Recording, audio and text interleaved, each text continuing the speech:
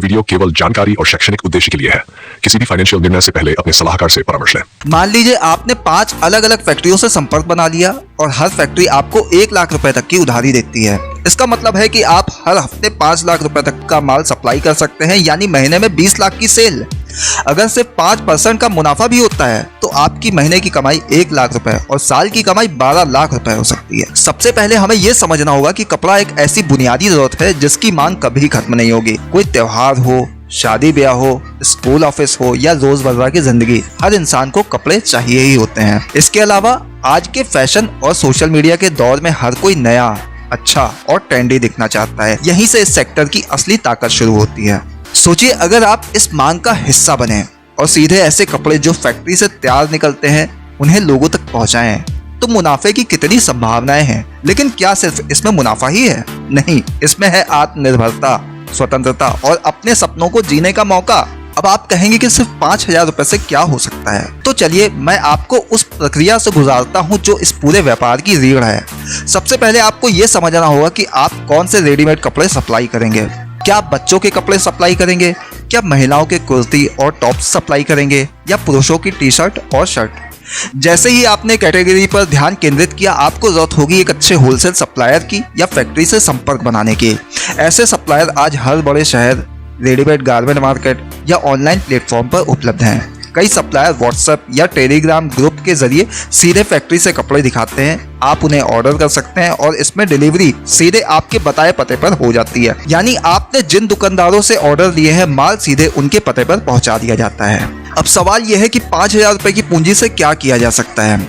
आप इस रकम से अलग अलग तरह के कपड़ों के छोटे पैक खरीद सकते हैं, जैसे 50 रुपए में टी शर्ट, 60 रुपए में टॉप, 100 रुपए में कुर्ता। ये वही कपड़े होते हैं जो आम बाजार में दोगुनी या तिगुनी कीमत में बिकते हैं। आप इन्हें अपने लोकल इलाके में छोटे दुकानदारों और बड़े व्यापारियों को सैंपल दिखाकर बेच सकते हैं। लेकिन ध्यान रहे, इस काम में आपको फैक्ट्री और सप्लायर से अच्छे संपर्क बनाने होंगे ताकि आपको उधार माल मिल सके और आप ज्यादा मात्रा में कपड़ा सप्लाई कर सकें। मान लीजिए आपने 5 अलग अलग फैक्ट्रियों से संपर्क बना लिया और हर फैक्ट्री आपको 1 लाख रुपए तक की उधारी देती है। इसका मतलब है कि आप हर हफ्ते 5 लाख रुपए तक का माल सप्लाई कर सकते हैं, यानी महीने में 20 लाख की सेल। अगर सिर्फ 5% का मुनाफा भी होता है तो आपकी महीने की कमाई 1 लाख रुपए और साल की कमाई 12 लाख रुपए हो सकती है।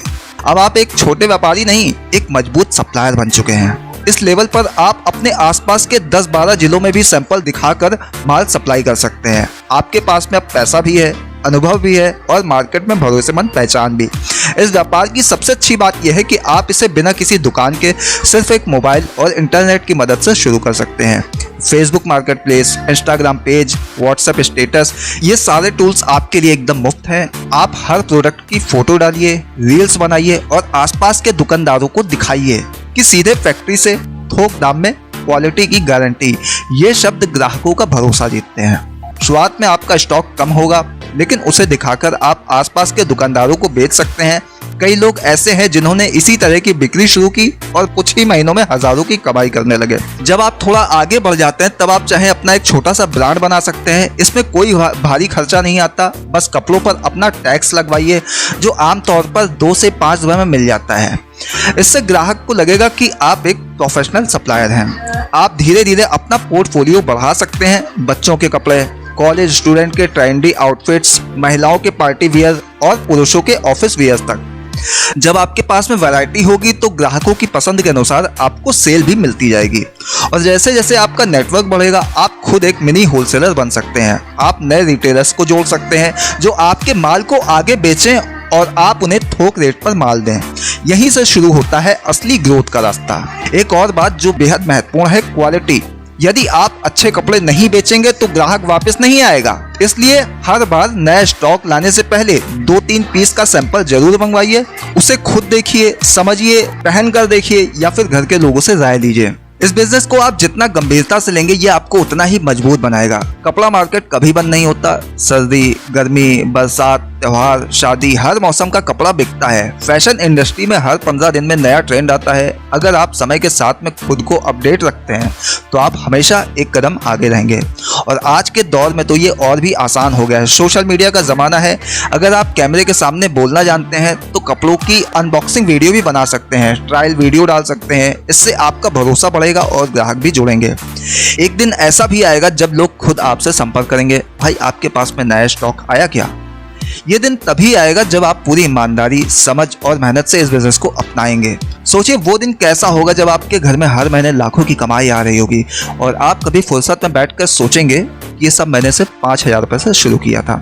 वो गर्व, वो आत्मनिर्भरता, उसकी कीमत आप खुद नहीं लगा सकते।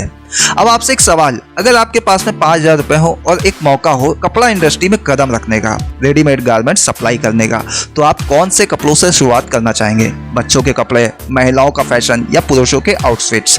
नीचे कमेंट करके जरूर बताइए, क्योंकि आपकी राय हमें यह समझने में मदद करेगी कि लोग इस अवसर को किस नजर से देख रहे हैं।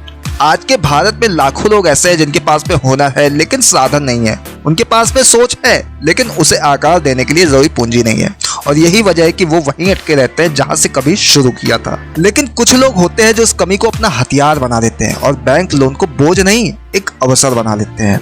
बैंक से लोन लेना सही तरीका है या नहीं, ये सवाल सीरीज 1 में हमने उठाया था और आप सबके जबरदस्त रिस्पॉन्स के बाद में आज हम बात करने जा रहे हैं उन खास बिजनेस आइडिया की जो आप बैंक से लोन लेकर शुरू कर सकते हैं और कुछ ही समय के बाद में उसे मुनाफे का स्रोत बना सकते हैं।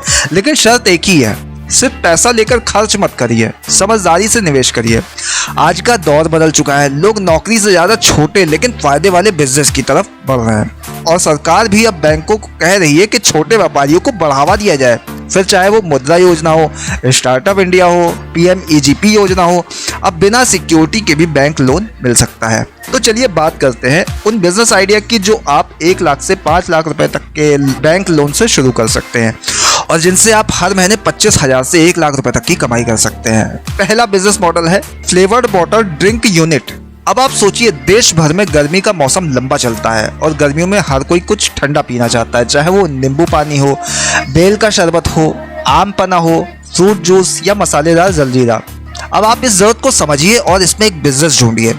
बाजार में ऐसी मशीनें हैं जो 3 से 5 लाख रुपए की लागत में एक छोटी बॉटलिंग यूनिट सेटअप कर देती हैं। इसमें bottle filling machine, sealing machine, capping unit और फिल्टर सिस्टम होता है।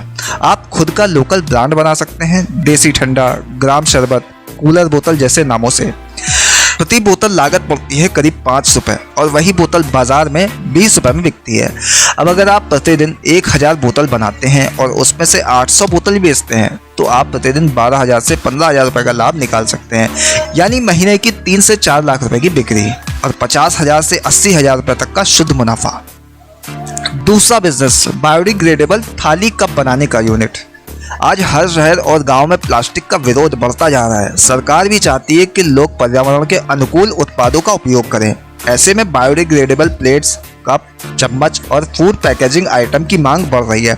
इस बिजनेस को शुरू करने के लिए बैंक से 2-3 लाख रुपए का लोन काफी है। इसमें एक मशीन, रॉ मटेरियल और एक छोटा सा यूनिट सेट करना होता है। इस बिजनेस में आप रोजाना 5,000 से 8,000 प्लेट का बना सकते हैं और प्रति प्लेट की लागत करीब 50 पैसे आती है और वही बाजार में 1.5 से 2 रुपए में बिकती है। एक दिन में 5,000 प्लेट बेचने पर आप 5 से 7,000 रुपए प्रतिदिन का लाभ ले सकते हैं, यानी महीने में 1 लाख रुपए तक की कमाई। तीसरा मॉडल, डिजिटल सर्विस। ये बिजनेस विशेषकर छोटे कस्बों और गांवों में बहुत काम करता है। इस मॉडल में बैंकिंग सुविधा, बिल पेमेंट, आधार अपडेट, पैन कार्ड सेवा, ticket booking, mobile recharge, printing, scanning और लघु बीमा सेवाएं देते हैं। इस सेटअप के लिए आपको एक लैपटॉप, एक प्रिंटर, एक फिंगरप्रिंट डिवाइस, स्कैनर और एक अच्छी इंटरनेट कनेक्शन की जरूरत होती है। इसके लिए 1 लाख से 1.5 लाख रुपए का लोन काफी होता है। इस बिजनेस की खास बात यह है कि यहाँ खर्चा कम है और लाभ स्थिर है। आप दिन भर में छोटे छोटे ट्रांजैक्शन से 500 से 2,000 रुपए तक की कमाई कर सकते हैं और यही कमाई महीने में आपको 15 से 40,000 रुपए तक की आय दे सकती है, बिना किसी बड़ा खर्च या स्टॉक का जोखिम। अब ये तीनों मॉडल सिर्फ उदाहरण है।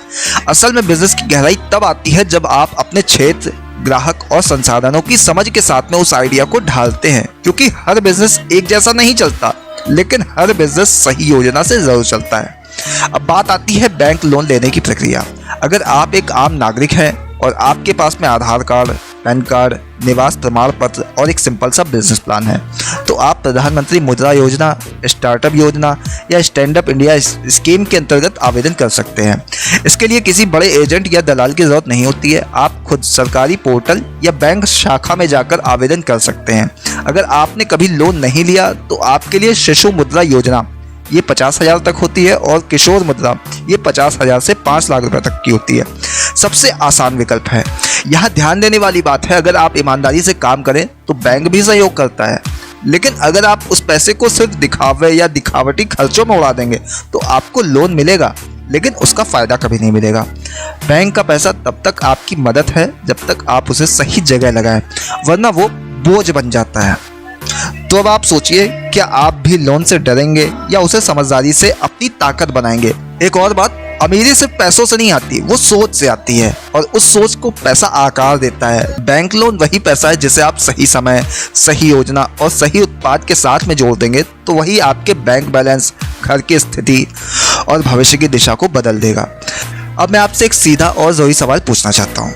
अगर आपको बैंक 5 लाख रुपए का लोन दे तो आप कौन सा बिजनेस शुरू करना चाहेंगे और क्यों? नीचे कमेंट करके जरूर बताइए ताकि मैं अगली सीरीज में उस बिजनेस की पूरी रणनीति आपके लिए बनाकर ला सकूं।